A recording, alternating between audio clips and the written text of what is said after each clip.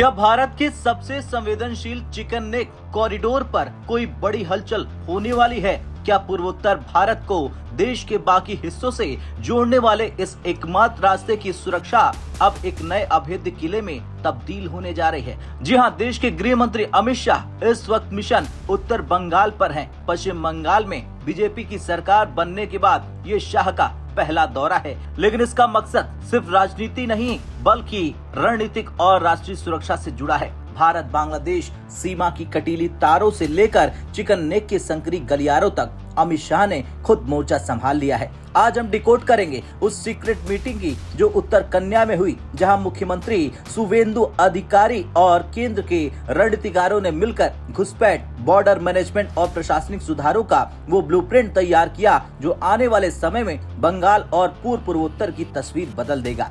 दरअसल सिलीगुड़ी का उत्तर कन्या एक बड़े शक्ति केंद्र में तब्दील हो गया। गृह मंत्री अमित शाह ने राज्य सरकार के साथ एक ऐसी अहम बैठक की जिसमें सुरक्षा, सीमा प्रबंधन, प्रशासनिक सुधारों पर सीधा प्रहार किया गया। इस बैठक में मुख्यमंत्री शुवेंदु अधिकारी के साथ साथ दार्जिलिंग, जलपाईगुड़ी और मालदा जैसे महत्वपूर्ण जिलों के मंत्री और प्रशासनिक अधिकारी मौजूद थे। बैठक का एजेंडा साफ था, जीरो टॉलरेंस। गृह मंत्री शाह ने स्पष्ट किया कि बंगाल की सुरक्षा अब केंद्र की सर्वोच्च प्राथमिकता है। बैठक में 3 बड़े फैसले लिए गए। पहला, अपराधी गिरोह के खिलाफ सख्त एक्शन। दूसरा, जन्म मृत्यु रिकॉर्ड का 100% डिजिटलाइजेशन और तीसरा, अवैध घुसपैठ पर पूरी तरह लगाम।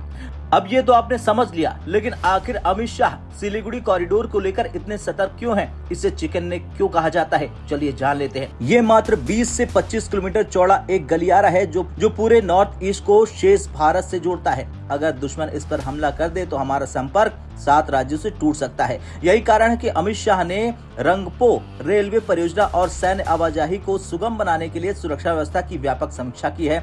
सिक्किम बॉर्डर पर भारतीय सेना और रसद की पहुंच को बिना किसी बाधा के बनाए रखना केंद्र सरकार का सबसे बड़ा लक्ष्य है और शाह ने इस बैठक में वो निर्देश दिए हैं जिससे यह गलियारा अभेद्य बन जाएगा। बैठक से पहले अमित शाह ने वो किया जो एक सेनापति करता है। शनिवार सुबह वो सीधे पहुंच गए भारत बांग्लादेश सीमा से सटे डाबग्राम फुलबाड़ी क्षेत्र के जमुरिया, वीटा और सन्यासी काटा इलाका में। कड़कती धूप और धूल के बीच गृह मंत्री ने सीमा पर सुरक्षा व्यवस्था का खुद जायजा लिया। उन्होंने बीएसएफ के जवानों से बात की, उनकी चुनौतियों को समझा और साफ लहजे में कहा कि अवैध घुसपैठ और फर्जी पहचान पत्र बनाने वाले रैकेट को जड़ से उखाड़ फेंकना होगा। गृह मंत्री शाह ने वहां कई विकास परियोजनाओं का शिलान्यास भी किया ताकि बॉर्डर पर रहने वाले भारतीय नागरिक खुद को सुरक्षित और सरकार से जुड़ा महसूस करें।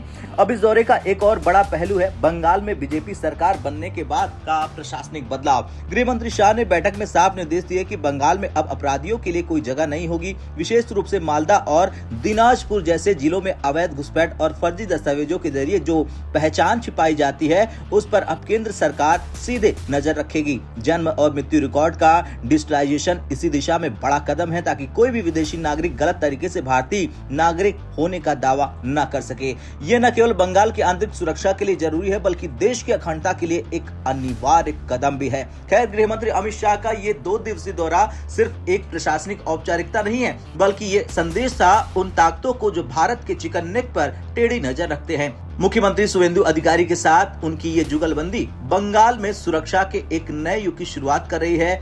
बागडोगरा से लेकर कदम तला बीएसएफ मुख्यालय तक शाह ने हर उस जगह पर अपनी मौजूदगी दर्ज कराई जहां से भारत की सुरक्षा जुड़ी है। देखना ये होगा कि इस बैठक के बाद जमीनी स्तर पर कितने बड़े बदलाव आते हैं। आपको क्या लगता है, क्या गृह मंत्री अमित शाह के इन कड़े फैसले से चिकन नेक की सुरक्षा पुख्ता होगी? क्या बंगाल में घुसपैठ की समस्या हमेशा के लिए खत्म हो पाएगी? हाँ या ना में कमेंट कर अपनी राय जरूर दें।